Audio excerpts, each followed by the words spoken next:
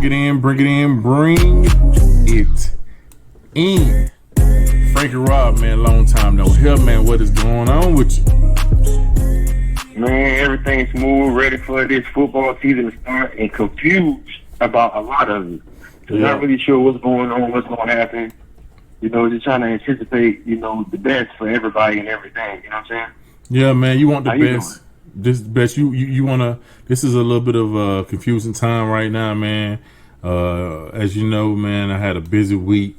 Trying to do this thing for the Big Ten, trying to make it work, trying to make, you know, steps forward for parents to take back, actually work on taking back power, man. So it's been a rough week for me, man. Yeah, I heard, man. Told me about it, man. We're gonna see. Hopefully, man. What they call it, your labor wasn't in vain. You know what I'm saying? Hopefully that somebody listening, somebody understands, somebody wants to understand and listen. Hopefully we get that resolved, man. I'm happy to hear you doing good, though. Yeah, man. It's all a process, man. Do it for the cause, do it for the kids, and you got to keep it going, man. But let's get into this powerful podcast we're about to have, man. We, you know, this right here gonna be that one of them, man. It's not my kinfolk, but I have the father of Lamont Wade. I have Carlton Wade. Carlton, how you doing? I'm good, bro. I'm good, maintaining. Man, that's awesome, man. Awesome, man. I really appreciate you breaking bread with me and Frankie Rob on Daddy's Ball podcast, man. It's awesome, man. It's awesome. So let's go ahead and just yeah, thank you, man. All right, let's go ahead and crank this thing all the way back, man. So we want to know, you know, about football up north. All right, so y'all from Pennsylvania, right? Yes. I'm about 14 miles outside of Pittsburgh, Pennsylvania. All right, so let's crank back to like the first sign of football, basketball, baseball, soccer, whatever he played. What did he play when he was younger? He played everything, man. Lamont played baseball, basketball, ran track. You know, he stayed busy. We're from a small town where, you know, 5,000-6,000 people in it. We're from a small school where everybody played everything they had to because of our teams were small. But he participated in every sport pretty much. Okay. All right. So when did you know that football was going to be his thing? Early, man. I was, 4 or 5 years old. He would never put a football down. He would sleep with it. He would, up here we started tackle at 5, 6 years old.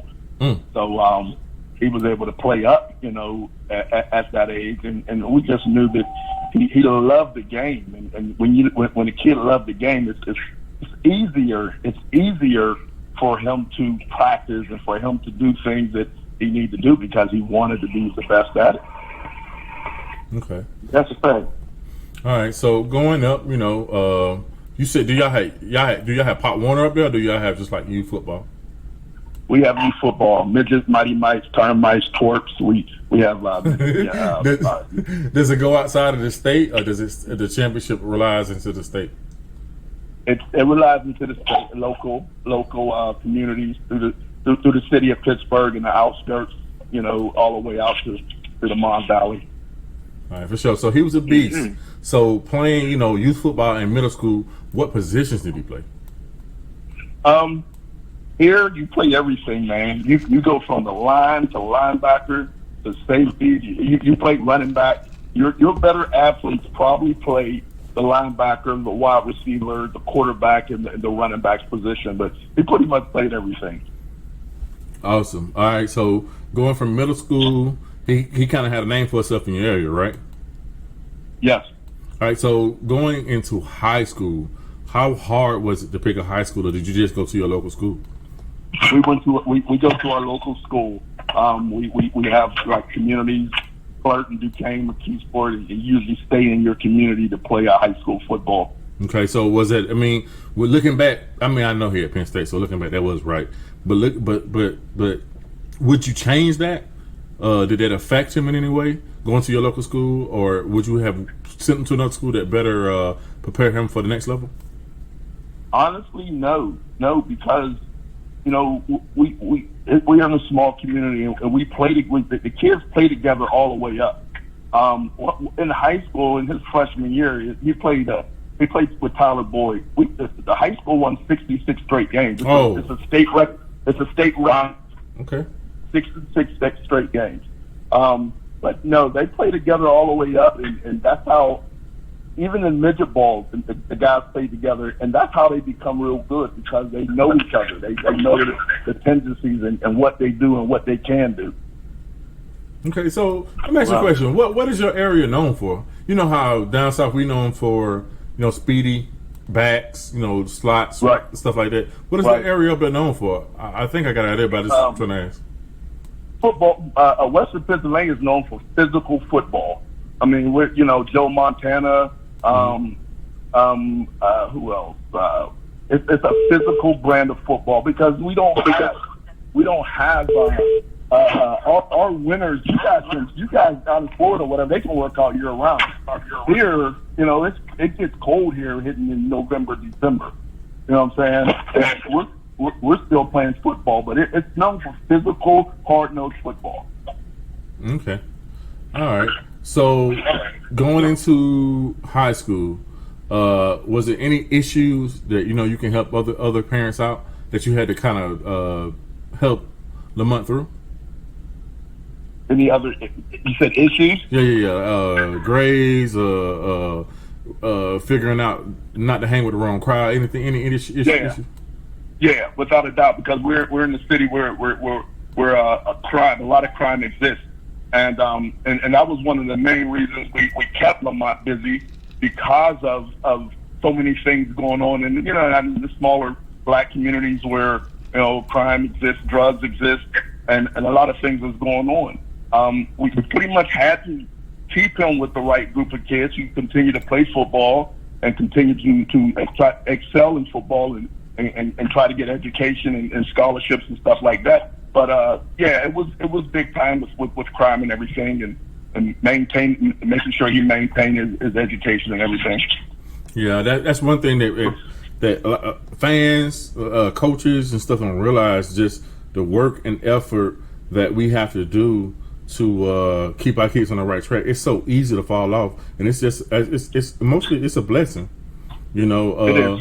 It's a blessing to have them do that, because this is a decision they have to make at one point. Because you can whoop them, you can discipline them and be hard on them, and at one point in time they got to grow up and be like, I want to be a successful person, or I want to be a person that's going to play football, and they have to decide to do that.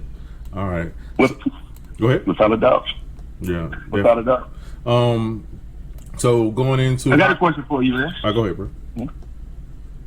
Yeah. So you say you come from a really small environment in Pennsylvania.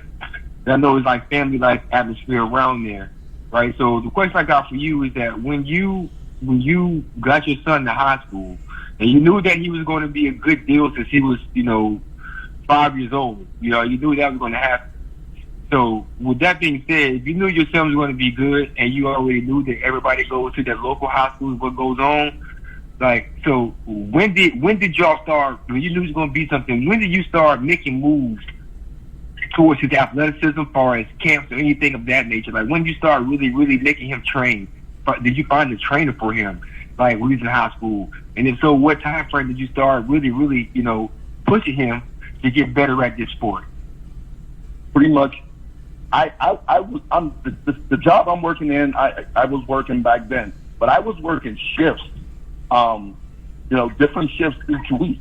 So I had to make a decision on my job, as far as when another job came up with Steady Daylight. I had to take over $25,000 a year cut to work Steady Daylight, so I can take him to training, so he can get to camp, so he can get to visit schools. So it was a lot of sacrifice, man. Just so your kid can get where that he has an opportunity to be successful. It took a lot. My wife worked, 2 working parents, not wanting to rely on somebody else to make sure he get what he needed to get. But pretty much ninth grade, we pretty much started pushing him taking him to trainers and getting him speed training and different stuff like that. So it started pretty much in ninth grade. Okay. All right, so I definitely followed you once, I knew that Lamont was a national guy. So you said you went to camps and all that kind of stuff. When did you actually decide what position he was going to play on the next level? Probably in sophomore year when he first got his first offer from Pitt. Okay. After that, when you get your first offer, your local school, and it's a D1 offer, everybody else can start coming in, and then he went to camps and he did very well at rival camps and Nike camps. He did very well, and next thing you know and honestly, his best position was running back. Yeah, I'm telling you, I followed you. I promise you, I did. Did y'all go to the Deion Sanders camp? Yeah. That's where I first seen him at. It's crazy how everybody in our class was at the Deion Sanders camp. I can't think of too many people. The only person I can't think of, I don't know if he was there or not, is the one who just left from LSU. You know what I'm talking about, Frank Rock? When he just left this year. Yeah. The safety. What's his name? Lamont was just talking about him. 5'9", 175. Real quick. He 5'9"? The one who just left LSU? Yes, sir. He'll be a slot guy. Don't take too big people. So say what now? He'll be a slot. He'll be a slot guy. The safety that was at LSU, he 5'9"? 5'9", 175. Delpit. No, not Delpit. Graham Delpit ain't 5'9". No, I'm not. We're not talking about Delpit. It was another kid. I think he's from. I want to say Miami. We just talked about it. He just left. Maybe last week. He left LSU. Oh, you talking about the dude who said he's opting out? Yeah. Oh, okay. That's what you're talking about? Yeah, no. I'm talking about Grant Delpit. Grant Delpit was in our... No, Delpit. No, I ain't talking about Delpit. Yeah, That's bigger than that. I think Delpit was in the 2017 class also. Because, he was... He was. He was, yeah. Yeah. I got to see later on in the podcast, I'm going to look it up and see if... was he ranked? Because he actually played against us at, I think, IMG. I think he was on that team. He's one of the people that they really didn't even talk about. It's crazy how, things turn out or whatever, But most of our class was at that Deion Sanders camp. That's weird, man. Most of the people that kind of showed out in college was at that camp, and the kids got a chance to meet each other early, which was awesome. Right. I think they was 14, 15 maybe? Yep. 14, 15. Yeah, that's awesome, man. That's really, really awesome. So let's give us some moments in high school that was just some good moments. How good of a team you was, some good moments he did. Man, honestly, we he a lot of the games he played, he only played 2 quarters.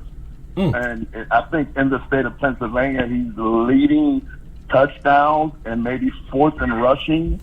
And like I said, that was his best position, honestly. Until he went, what happened was he started going to camps and played cornerback and pretty much shut down sides. And next thing you know, he, Mr. Shutdown cornerback. But when we were recruited at Penn State, we were told that he'll get some shots at running the ball, or he'll get a shot in the slot, or you know how that is. They'll tell you anything to get you there, and everything changes.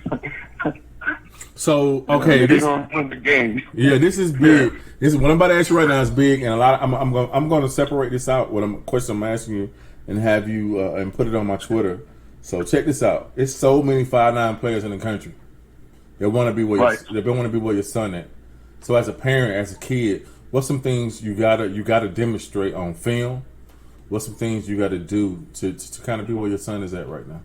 It's important, man. Cause it's important. Honestly, Lamont is a very physical guy. So that what helped him is his strength. And a lot of times at Penn State, he came up in the box and he had over 60-something tackles. You got to be disciplined. You got to get your body right. You got to get your feet in. And your speed. You can't, especially at 5'9". 5'9", you got to come correct with all aspects of that, because you're messing with your height and your length and stuff like that. He was cornered, and he got and Penn State changed him because of I pretty much I know. We're gonna get into it. We're gonna get there later. We're gonna get. Trust me, because I got to do everything to help other people out. That's all. That's all I'm doing this is to help other people out. So keep going. Okay. Yeah. He's, like I said, he's a very physical player. He's gritty. You got to be gritty. You got to be confident, and you got to work your skill. I mean, what you were taught to do, you got to do it, and you got to know what you're doing when you step on the field. So you can't be a dummy out there, man. You got to dot your I's and cross your T's, especially playing major college football, man. Yes, sir. You got to do your homework and stay in the grind. And the funny thing is, man, I mean, and it's, I don't even know how to say it the right way and the proper way, man. When we walk into these colleges and being recruited, man, they looking at our length. They're looking at our body. It almost reminds, to tell you the truth, man, I hate to say it, it's negative, but it almost reminds me of slavery, man. Hey, I feel you, boy. Bro, I swear they remind me of that, but it's nothing like it, because we couldn't deal with what they did with us. But they looking at all that, man. Of course, they're looking at, our parents. They're looking at the way we talk. They're looking at all that stuff, because it is traits in it. If you got a parent that is a little bit on the ghetto side, that's not supportive, that you're going to have to treat them a certain way. And if you got a parent that's a little bit on the intuitive side, that always want to know what's going on, you got to treat them a certain way. So it's a weird thing, man. It's a weird thing. And I did the same thing on the agent side. It's the same situation. These people feel you out of what kind of person you are. So you really got to educate yourself on the situation. Really got to educate. You do. And it's funny that you say that, because and that's why it was important for me to switch my job turn, because I had to be with him. I couldn't just have my wife, because how should I tell you anything, man? They would eat you alive. For a lot of women, they eat you alive, bro. They will eat you alive. Without it, that's just like a woman taking a car to the shop and they telling her $2,000 worth of damage to the car. Yeah, you know what I'm saying? When it's only $100 worth of damage. Yeah. Well, I got a question for you. So when he got the first offer came in sophomore year to Penn, and then I looked at his 247. He had a number of offers there. My question to you is, like what I went through and what everybody else went through, I'm pretty sure Randy went through the same thing, is when you're making a decision, I want everybody to know, it may be able to reflect from you. So when they're making a decision to go to college, what were the biggest things that you paid attention to that allows you to be like, okay, son, I'm cool with you going to this college here? Was it close to home? What was it that made you decide to choose them over everything else? Man, we knew the Penn State education was off the chain, and we knew people who that from the door would help him in all aspects of getting a job or furthering his furthering his ability to run a business. We knew people who went to Penn State, and we spoke to them, and that's the main thing you got to do, man. When you go into these schools, you got to venture out and speak to people who's been to the school, who got an education from the school. Education was the draw for us as far as that, honestly. Okay. All right, so not playing time, none of that. Okay, go ahead. Well, they Big Ten school. We knew they were in Big Ten school. We knew they played Ohio State, Michigan. It was big time football anyway. And we got a lot of flack because of Pitt. Tyler Boyd went to Pitt. We have 4 other guys Tyler Boyd's year go to Pitt, and they just knew that they were going to get Lamont. And when they didn't, they gave us the blues, man. I thought they were going to burn my house down. Honestly, they gave it to us. So you trying to tell me education over? So it's a good thing to hear. Yeah, I'd like to hear this. I think maybe been one of the only dads we've interviewed so far that actually said that education was the main objective for the school their son chose. When he had, like we said, buku offers, buku places to win. education was number one in your plan. Without a doubt, it was number one. Me and my wife was like, this is it. I mean, because you had people that, like I said, that we knew that got their degrees in Penn State, and the connection there, it goes across the country. You know what I'm saying? And then, like I said, it's big time football. It's big time football. Man, I mean, other than the SEC, you don't get no better. So let me ask you a question. How much did your college coach prepare you for? I mean, your high school coach prepare you for techniques and things in college, or defensive schemes and all that kind of stuff? Our high school coach is my nephew. Uh-oh. He played college ball at Akron, and he played professional ball and arena football. Oh, he knew. He's on it. Okay, younger. Okay. So we talk about this a lot. A lot of a lot of high school coaches don't prepare. You know, they don't prepare. They have like two defenses, and no adjustments or nothing. Two defenses, man. And then when they get to college, these kids, they have a book with like 200 pages or so many pages, and they got. So once this halfback or somebody make he goes in motion, you know, the whole defense has changed. But like a lot of our kids, people wonder why some of our kids don't get on field early, and that's one of the biggest deals. Yes. Well, I mean, honestly, bro, in high school, I mean, all we did was put Lamont out there to cover the best wide receiver. There you go. You know what I'm saying? And that side is shut down. But Lamont the thing about Lamont, he's a very smart kid. Even if you go on Twitter and you listen to you read some of his stuff, he's on it as far as the black situation in America. And that's why I think a lot. I mean, we got agents after us, but I think a lot of agents is backed up off of him because of his social knowledge of life and what we dealing with, and he's on it, and he don't care to put it out there. Yeah, on the radar at the time, it was a kid from South Carolina and one more other kid they was all about the same size, and I was always going to wonder who was going to be the best person out of the three. Oh, I already know. Okay, I can go and say it now. So I had the kid from UCLA that went to the league. What's his name? From UCLA, man. His little brother picked up a Ohio State hat and then put it down, and he picked up a UCLA hat because his parents didn't want him to go nowhere. Dang, he was at Deion Sanders' camp too. Had him, and then you had the kid that was at South Carolina. You know the kid at South Carolina, Frankie Robb. He transferred. What's kid from South Carolina? What's his first name? Williams. You said Williams.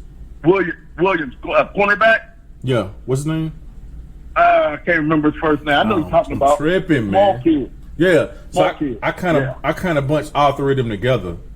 You know what I'm saying? At the time, not to say them, but like the thing about all three of them, tell you the truth, they all got that dog mentality.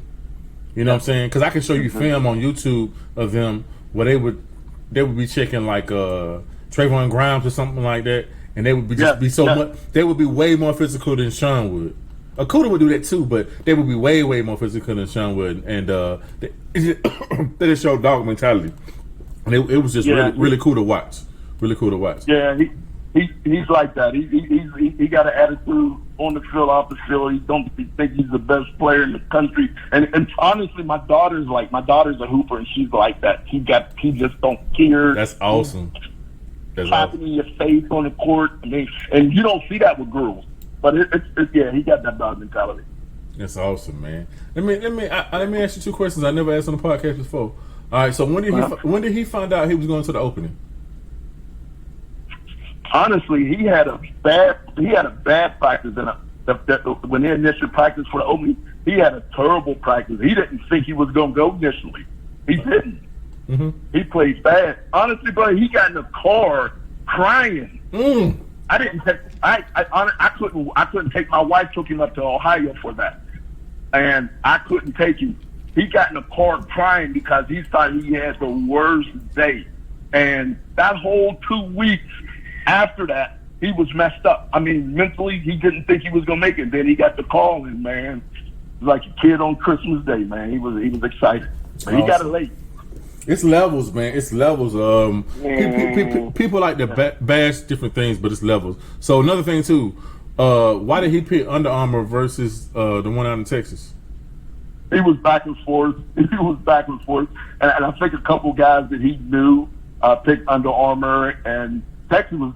Oh my goodness. It was like recruiting, man, with the one dude from Texas. He was every day. He was like, I'm coming to town. We need to get you, blah, blah, blah. But I think it was a couple guys he knew picked Under Armour. That's why he did it.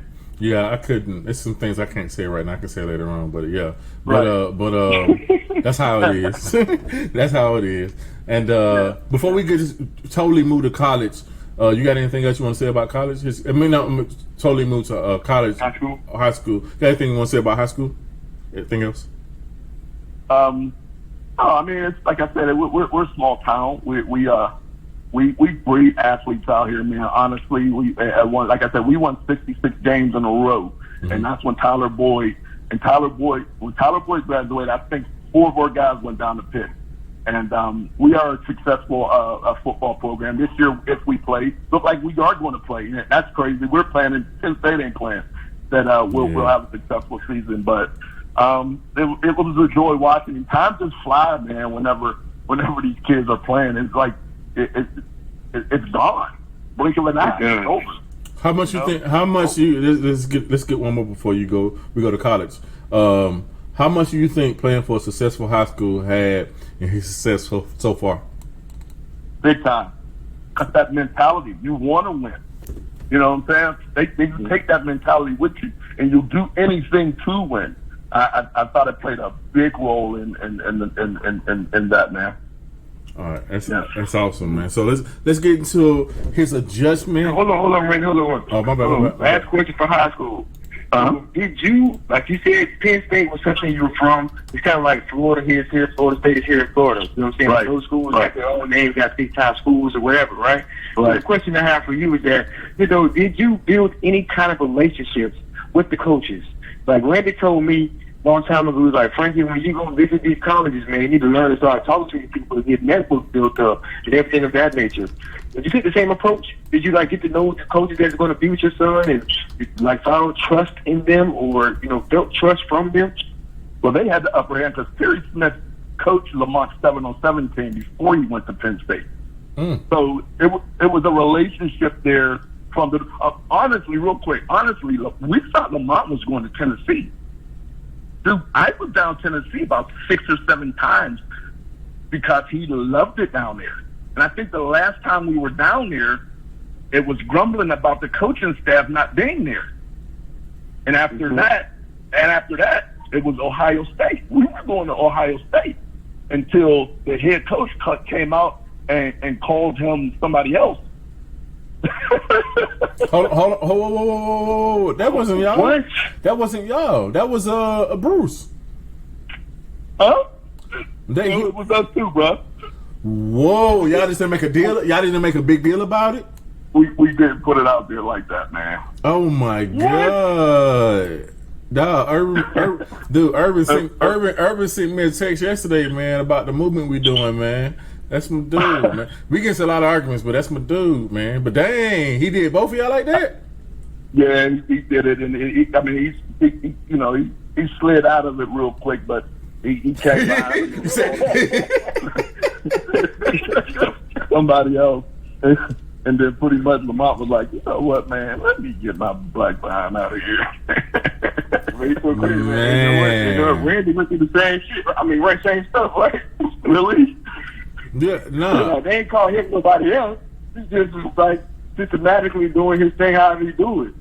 And that pissed my boy off, man. Right. Same thing with this situation. Like these coaches really like. But I don't know, man. I don't know whether they made a mistake in you or whether it's something that they really wasn't big on. You know what I'm saying? Right. I don't know. We laughed about it, and the thing is, he was probably 1 or 2 on their board at the time. I mean, they wanted him bad. And you know what? Things work out for the best. Same thing. The same thing with our guy, because Terrence Parsons is on our YouTube show, 10-4 YouTube show.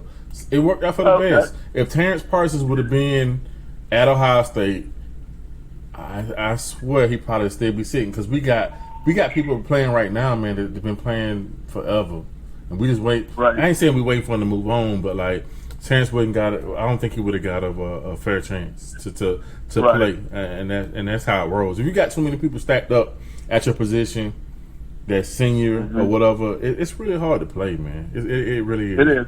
Running back, you can do that. Quarterback, you can do that. A lot of other positions, it's really hard to play.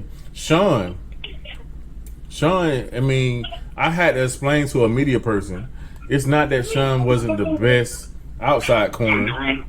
Sean was the best slot corner. That's why he played slot corner. So I mean, I'm not saying he was the best outside corner, but he was the best slot corner. So he could do so much, so they had to put him there.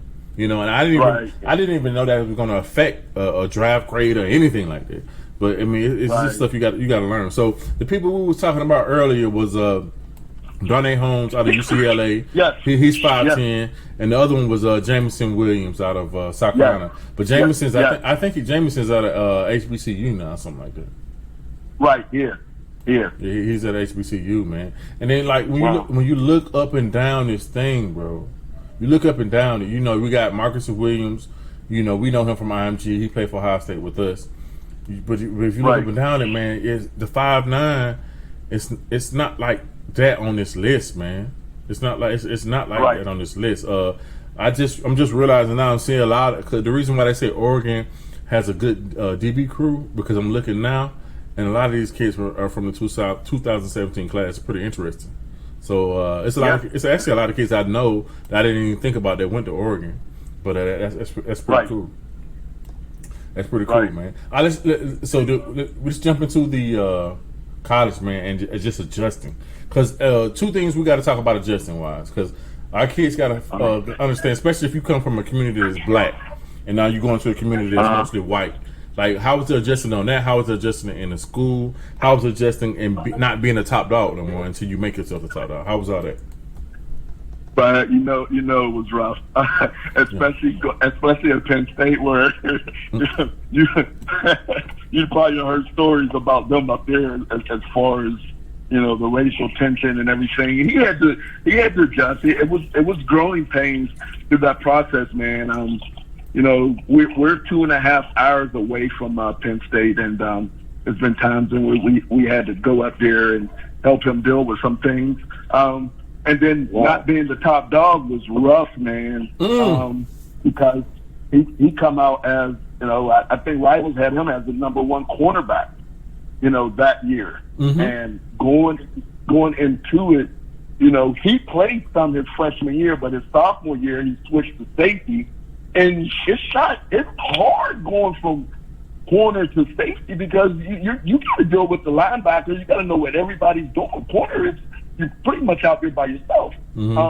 He had struggles, man, going in there with guys in front of him who athletically he was better than, but because they were juniors and seniors, they were going to play before him regardless. And that's just how major college football is, I guess. Yeah, unless you're it is. Michael Parsons or somebody. Yeah, but I got you. But Mike, I mean, I got you.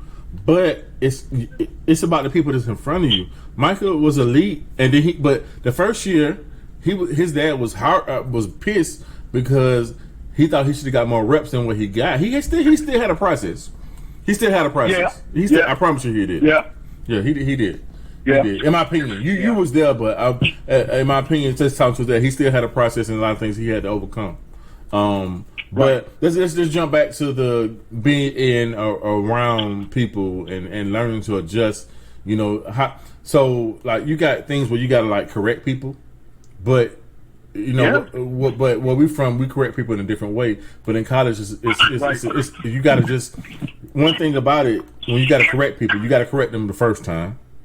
And you just got to correct them in a general way or whatever. And you know, people play a lot about different things. You just got to let them know where you stand and that you're not trying to really kind of put yourself in that situation, but you will if you have to. You know, that's one thing. It's a lot of things we grow through, man. I try to remind, like, my son just dropped my son off last week in Chicago, man, and he had some issues already when I dropped him off. I'm like, Trell, you got to remember and rekindle what you came here for. Like, you're going to have to tell yourself that a lot of times. What did you come here to come back home and not to get a degree? Did you come here to come back home and not play football? You got to realize that and rekindle that, because it's a hard situation. It's hard, man. It's very hard.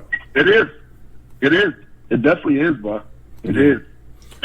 Right. It's about you know, he had to adjust. He had to humble. And Lamont is hard for him to humble, but he had to humble himself, man. And I asked him at the end of last year, I said, now, when we talk about trusting the process, do you understand? He said, Dad, yeah, I understand. And it's a process. Because you got to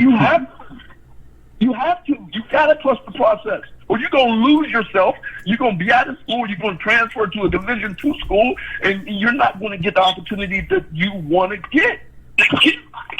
I'm looking at this 2017 cornerback list, and I see things. I just see.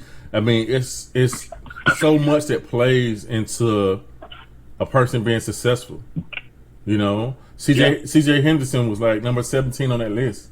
You know, he gone. He did his thing. You know, it's all about the schools that you pick, and it's all about what you do going in to make the process as best as possible. You know, it really is. It definitely is. Yeah, and it's about being there. Honestly, man, it was for us. It was rough. Honestly, I can honestly say it was rough, because there was times when he said, "Man, I don't want to be here. They're not treating me right. They're this, they're that."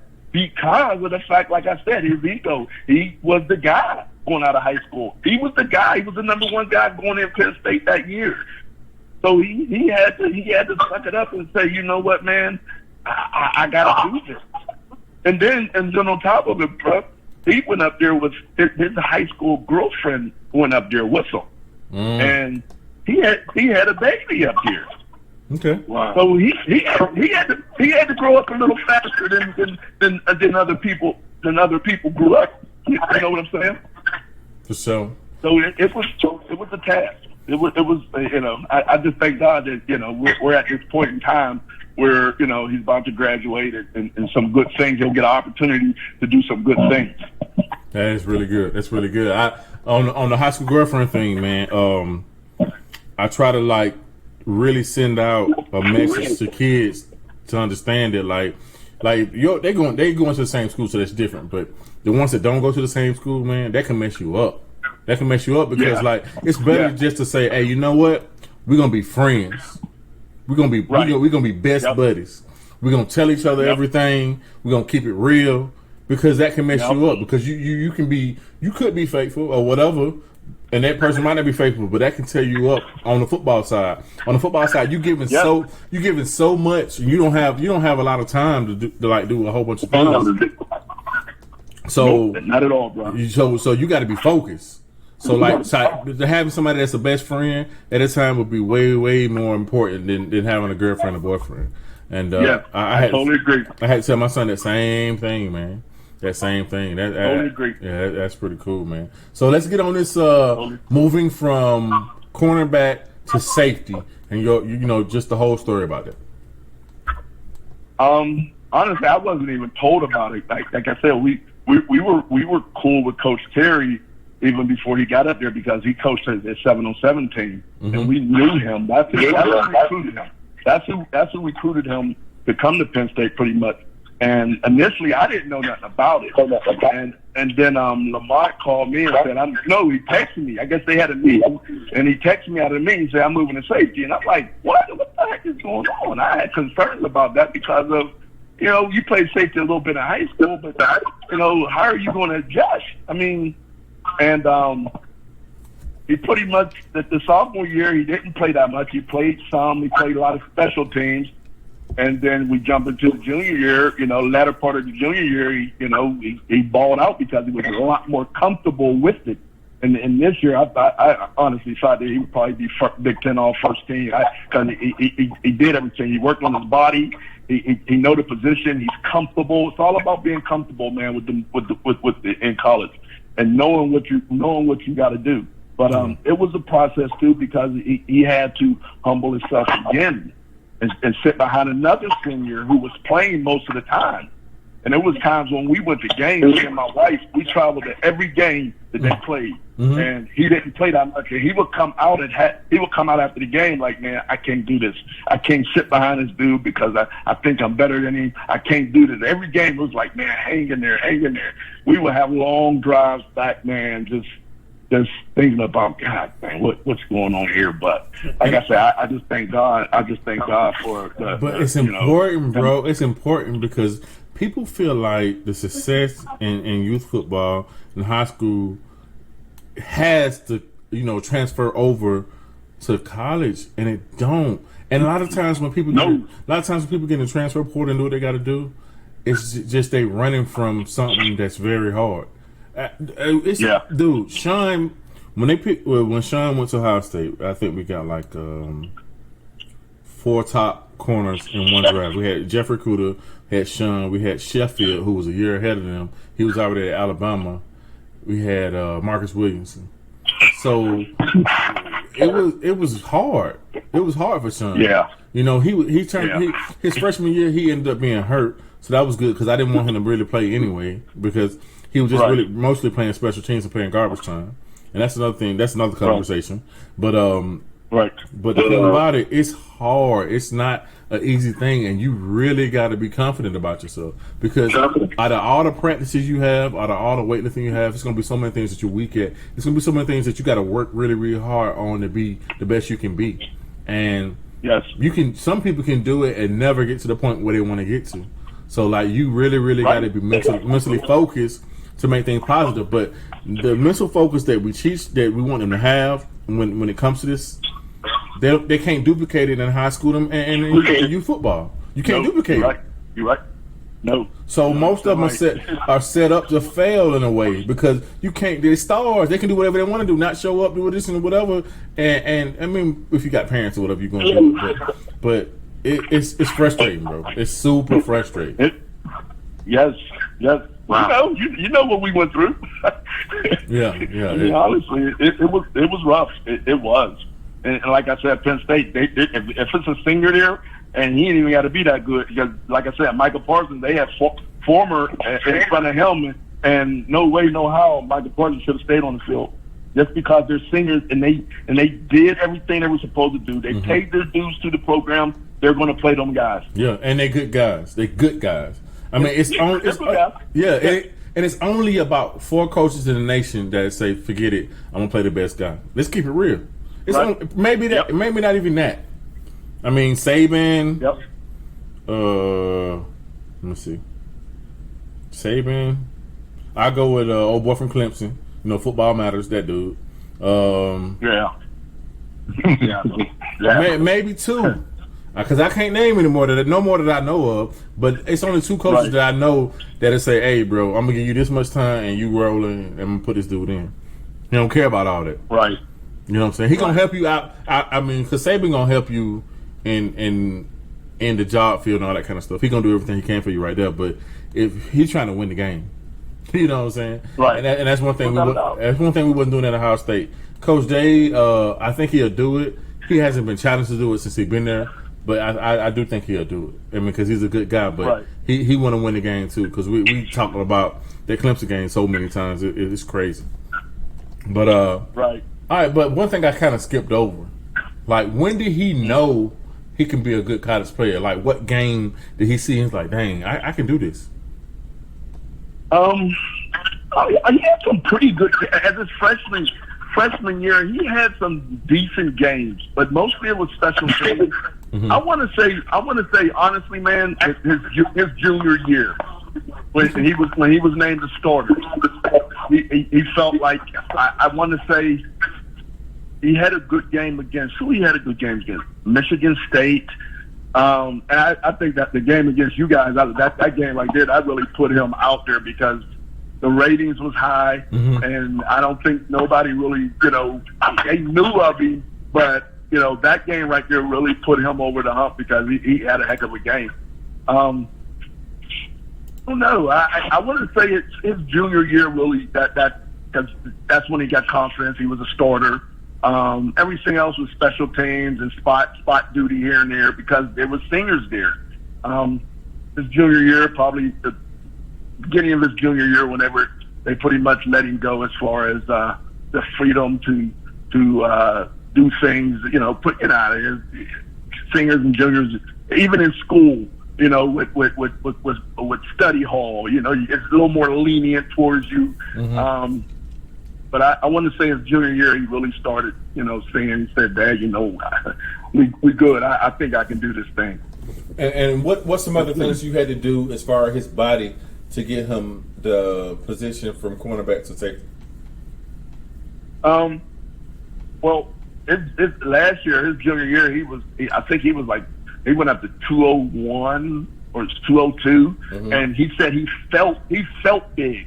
Now he went on some type of pessimist diet he went on, and he started watching everything he was eating. I think he's down like the 190, but I talked to a couple of strength coaches, and they said that he looks good. He's running good. They wouldn't be surprised if he ran a low 4.3, just because of his diet and what he's been eating and everything. So, and they were telling him that way at the beginning of when he first came in, this is what he had to do. But yeah, you know how a kid is. He got to gradually do it until he gets to a point where he see everybody else doing it and talking to other guys who's in the league, who's from Penn State.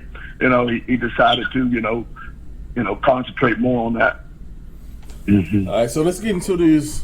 I hate to do this because I'm fighting it, but these COVID questions, man. Let's get into these COVID questions. Okay, so Oh, no. where he at right now? Tell us how bad it would affect him by not having a season this year. Not let's say he didn't have this or he didn't have spring, and you wanted to go to the league. I think he's good within right now. I'm saying from the 4th to the 6th round.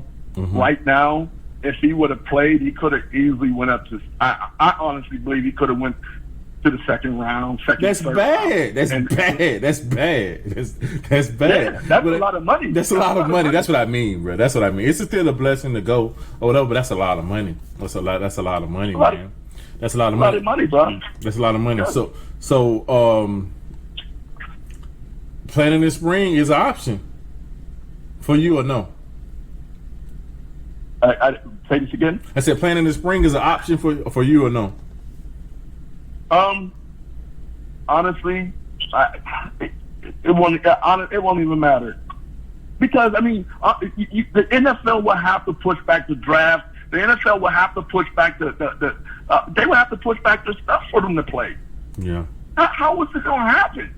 Yeah, unless you play 2-3 games, unless you play 2-3 games and say, you know what, coach, I can't do it no more. But see, that's what some people are getting sold. They like, hey, bro, come on, play about 3-4 games, and think about it. Our coach, he wanted us to play January 1st. They not doing that. They're not going to play January 1st. Right. He want to play January 1st because you know what? Because Clemson and Alabama are going to be playing January 1st. So, that's not going to happen. But what I'm saying is they want us to play, early in January, but they really just doesn't go with it. A lot of people, and it's good and bad. A lot of people just want to bet on their kids to perform well in the combine, perform well in the interviews, and go off the film they have. But it's so much that could change if he would have played this year, and and do his thing. It's so much that could change. You're talking about millions of dollars. Yes. And people want to ask. Yes. People want to act like you're wrong for trying to take every avenue for it to happen. Like it's a problem. It's weird. Yeah. I had this interview today with this female, man, and she really didn't want the Big Ten to play this year. She kind of says that, the Ivy League and the Big Ten are smart because they're smarter schools than the down south schools and stuff like that. About this COVID situation. Okay. Yeah, I'm like, yeah, but I'm like, but you don't know what it affects. She didn't care about NFL playing. She didn't care about. She didn't really necessarily care about youth football playing, because youth football is playing in Ohio and high school is playing in Ohio. Almost, it's pretty much down to Ohio State being the only team not playing. She didn't care about that. So I'm like, oh, do you really care about the COVID situation if you just don't want Ohio State to play? And like, she asked me questions to kind of force me into making me feel like I just cared about football. But I'm like, do you just care about football? Because there's a lot of people playing that is not high vis like Ohio State. Why do you care? Why do you not care? Right. You know, you should be going on some platform talking about, why is this elementary school playing football? Why is this middle school playing football? Why is this high school playing football? So it's a rough situation, man. Right, it is. And the thing is, man, playing football at any given play, you can be done for the rest of your life. Any given play. I use it on everybody. It's a violent sport. It is. Yes, but they don't care. They don't care about that. They don't want to put that into the equation. It's all political, man. It's political. It's political, and then I'll jump in on this. That's crazy. Basically, people want to hate on what North Carolina did, but if they want to straighten the COVID situation out, what North Carolina did is what all colleges should do. They should send all the kids back home, and they should just let the football team play. But you know why they won't do that? That boils into Black Lives Matter issues. That boils into a lot of issues because you think about it, like, they don't want to say that, hey, football is important. It's an entertainment that people want to see, and they don't want to pay the players. They want them to make money off their own likeness.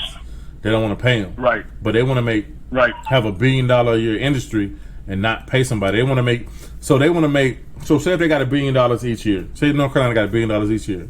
They only want to give you your school and your classes, which is almost fake money, because if a kid from athletics said, okay, I'm finna leave, I'm not going to class, the class still gonna go on. So it's not really real money when you think about it. You know, it's a lot to talk about, and it's really, really deep. You know what I'm saying? I'm not gonna get into that on the social media thing right now, because I'm trying to make this move for the Big Ten and stuff like that. But it's a lot to talk about, man. A lot to talk about, man. So, Frank Rob, you got something? Nah, man, I'm listening to y'all, man. You know, I see that. You know, it's not only that.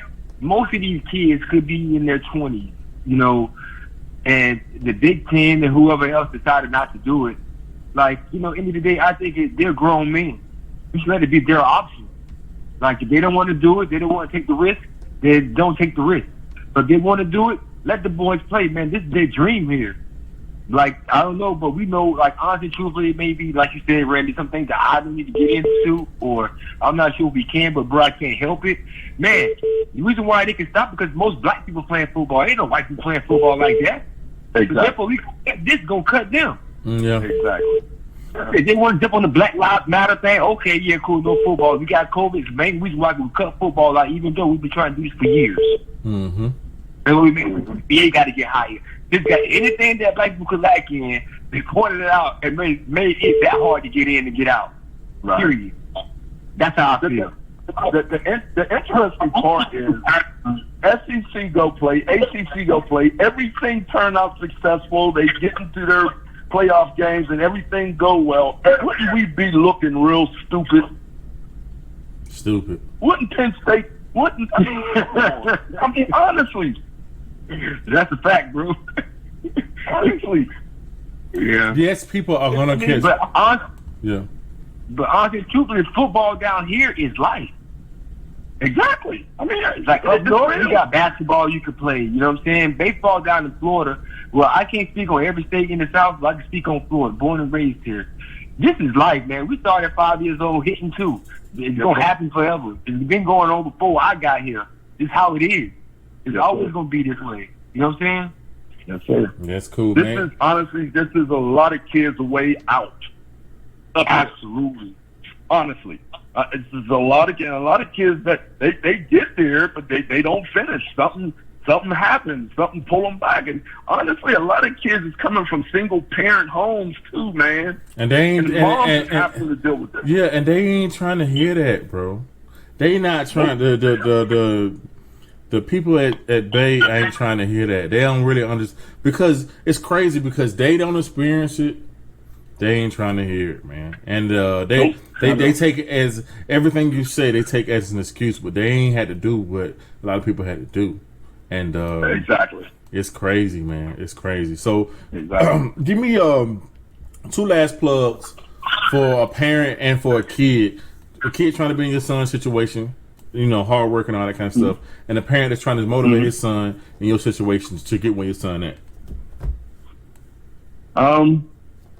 Be visible, be honest, be in your kids' life. Know what they're doing, not just in football, but outside of football. Know who they're hanging with. Get in their room. Try to get in their phone. I mean, you have to do this type of stuff because the world, man, is messed up right now. And you got kids out there doing a little bit of everything. It ain't like back in the day when I was growing up, we stayed on the hoop court and in basketball. I played Division I basketball up in Marist. But you have to be in your kid's life. You got to know what he's doing. And you got to push him. And it's gonna be times whenever he's gonna fight back. But you gotta be steadfast at what you're doing, and you gotta let him know that the right thing to do. And you gotta be prayerful, man. You gotta have God in your life, and you know that's where we're at. You have to stay on your knees. You gotta pray for your kids. You gotta hold them accountable. You know what I'm saying? Because we in the world, especially a kid like. Who's upper echelon kids, man. Any little thing he do or they do, they're gonna bring you down. They're gonna talk about you like a dog. So you got to know everything they do. You got. I mean, and it's hard. It's a process and it's hard. But you know, like I said, keep them in prayer. Understand what they're doing, and you got to. If you got to go find a trainer, find a trainer that you're comfortable with. And when you go to them schools, you talk to them, you communicate with them, and you make them coaches accountable. All right, man. Frankie Rock, check us out, man. Frankie Rock, check us out, bro. Man, here go another one, man. I promise you, man. We keep these big time topics up to big time parents, big time parents, and big time players. We keep this going on. Every time you get one of our podcasts, God knows you're going to get something out of it. If you're open and humble, you're going to get something out of this. Today was the classic once again. I want to thank everybody. Remember, y'all, always like the podcast. Join and subscribe on YouTube. And also, we have the 10-4. The new segment just came out. I think y'all going to love that, too. But we on Instagram, Facebook, you know, every social media site you can think of, except for TikTok.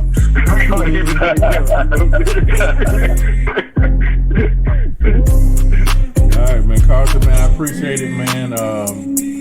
We out, man. I have a blessing. Anytime, bro. Thanks for having me.